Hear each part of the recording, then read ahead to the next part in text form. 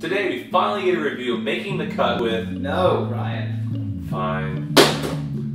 Hi guys, Ryan Schlutz, and today we're going to go through Vanni Bossi's brand new book, The Aretalogy of Vanni Bossi. Right away, I will start off with the beauty of this book. Now, just because a book is beautifully made doesn't mean the material is going to be good. Well, in this case it does. So you can see it has a nice leather outside binding. The page, I don't know how to describe this feel. It feels amazing. And then the outside, I mean, you can just see. Just the layout of the book. It has the two-tone red, and it just looks nice. And the pages feel like they're made of 3,000-pound paper. It just feels awesome. That aside, I mean, before we got into the book, I was impressed just like holding the book. I was like, it kind of set my expectations for the book to be amazing. Because why would they spend that much time on the outside if the inside wasn't good? Like some of you, I've never heard of Vanni before. Since I have researched it, because after reading the book, I was like, who is this person? So I started doing a little research to figure out who he was, and I didn't know he recently, but he passed. So this book came to after the fact, kind of a compilation of all his past work. For those who have met him, they all had outstanding things to say about him. So it just kind of stinks I never got to meet him in person or see his magic personally, because after reading these tricks, you know it would be a really cool honor to see it performed by him. At least I get to read it and try it on people myself, and I'm sure that's what he wanted us to do by writing this book. It's for us to live on through us, and I hope you guys, honor his wish. What I found the most interesting is just, for instance, every trick, starts off with the typical what the trick is and stuff, but the very first piece of every trick kind of tells you how the trick came about, sometimes where it was when it was discovered. It kind of gives you this kind of intimate look into his process of why the trick came about and how he did it and the why he did it, before you even really know what the trick is. And I thought that was one of the coolest things. You kind of get a little glimpse into history with every trick before you get here. This is by Hermetic Press, Stephen Minch. And what he did was he went through all of Vanni's material and kind of omitted a lot of magic that has since been, I would say, over-popularized. Meaning, I didn't realize a lot of things that Vanni came out with, it's just been kind of put into the common world of magic knowledge. So we have him to thank, but we just didn't know it was him, which is kind of neat. So he kind of leaves those out as, 30 years ago they would be amazing ideas, but today we'll just look at them as common knowledge. So he went ahead and just left those out.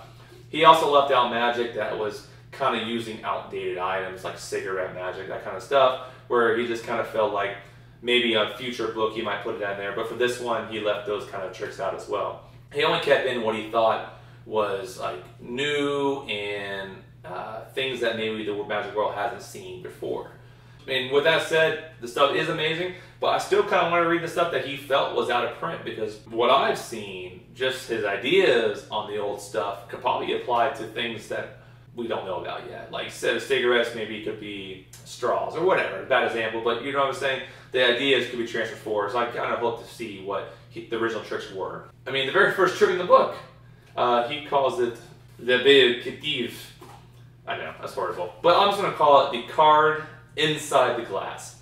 I know we're all familiar with card under glass, but what he does, I would say, is the next level. And I wouldn't be surprised over the next years this becomes a restaurant bar magician's kind of staple trick.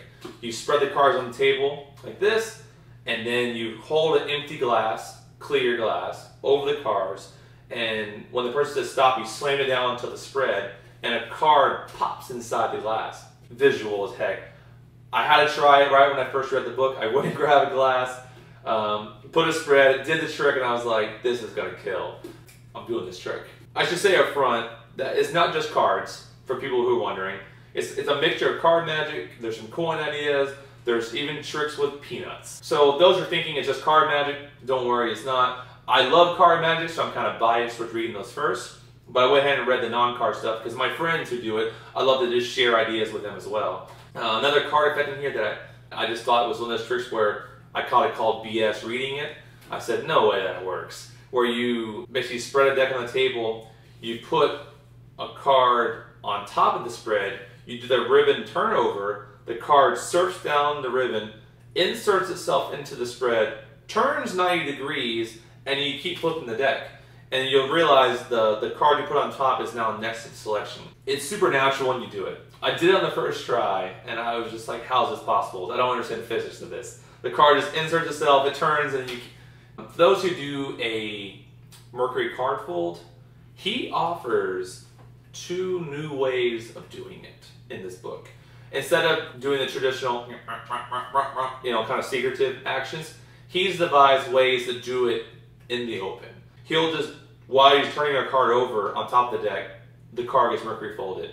And it's just like, and I think the Mercury fold might finally be conquered by some of these ideas in here. So keep your eye out, Mercury card fold. For the coin guys out there, he has a bunch of different coin effects in here. One of them that I thought was really interesting is he produces 4 coins from a shuffled deck. It's just weird. Shuffle the deck, spread the deck, close it up, 4 coins appear. Really bizarre. It's just done with a natural sleight of hand. So those out there are definitely going to love it. The format, how the book reads, it honestly reads like poetry, if that makes sense to you. You kind of get this romantic, and that's the right word for it, view into who he was and why the trick was created. And then you get to read about the tricks. It's kind of like you go on a date before you actually learn the trick. It's an interesting way of writing. Because of that, I read the whole thing in one sitting. Kind of is just very easy to get through. There's more ideas in here, and I think you'll be able to use. I think this to me is one of those books that you read multiple times. As far as pages, this almost comes in around almost 200 pages long. This book currently retails for $65. I mean, this is the first edition. I don't know if they're going to reprint it. They might not. I don't know if it'll be the same kind of layout. So if you definitely want this exact book, I'll buy it soon. You really can't go wrong. I mean, like I said, I recommend this book. Everyone who's bought it has recommended it. So once again, the Aretalogy of Vanni Bossi. You guys are gonna love it.